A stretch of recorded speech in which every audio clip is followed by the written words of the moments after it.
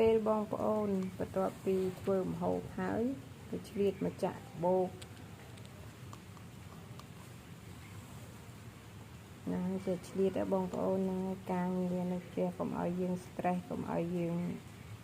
តនីពេកចឹងបន្ទាប់ពីការងារផ្ទះម្ហូបជាច្រើនជើងឆ្នាំហើយក៏ខ្ញុំឆ្លៀតអង្គុយចាក់ណាបងប្អូននេះគឺងាយទេបងប្អូនគឺចាក់ដបងខ្វែងទៅខ្វែងមកចឹងឲ្យវាហាប់ណាបងប្អូនសំណាញ់ក៏វាចន្លោះធំមកជុលក៏ធំយើងងាយស្រួលមើលខ្ញុំចាក់កាបូបសពភីងនេះបងប្អូនអាចមើលបានខ្ញុំចាក់យឺតទេចាក់កាបូបសពភីងទៅញ៉ាំការក៏បានទៅបន់ក៏បានទៅផ្សារក៏បានដើរសពភីងក៏បានដែរបងប្អូននេះកាបូបខ្ញុំណា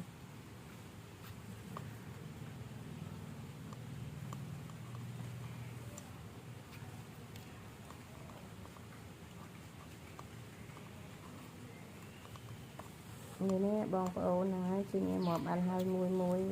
ជួយគ្រប់គ្រងផងបងប្អូនអើយស្នាដៃខ្ញុំហ្មងស្នាដៃកូនខ្មែរ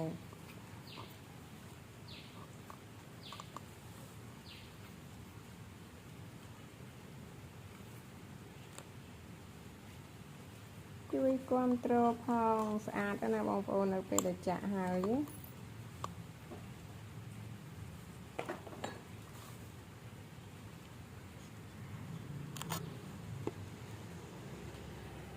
នេះណែបងប្អូន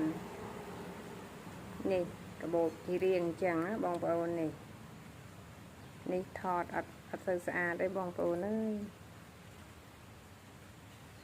បូបម៉ូតហ្នឹងណា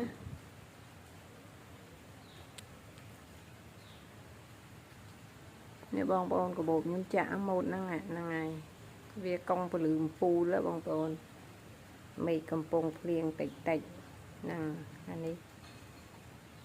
ចាក់ពណ៌ផ្សេងទៀតអានេះចម្រុះពណ៌កាហ្វេបងប្អូនផ្ទៃពណ៌កាហ្វេដៃកាន់ចែ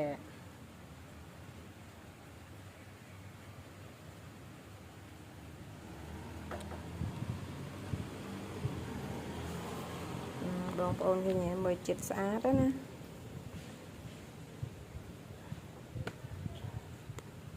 ស្អាតណាបងប្អូនហ្នឹងកាបូបចាក់អានេះចាក់ពណ៌មួយទៀតបងប្អូនទឹកប៊ិចកម្ៅ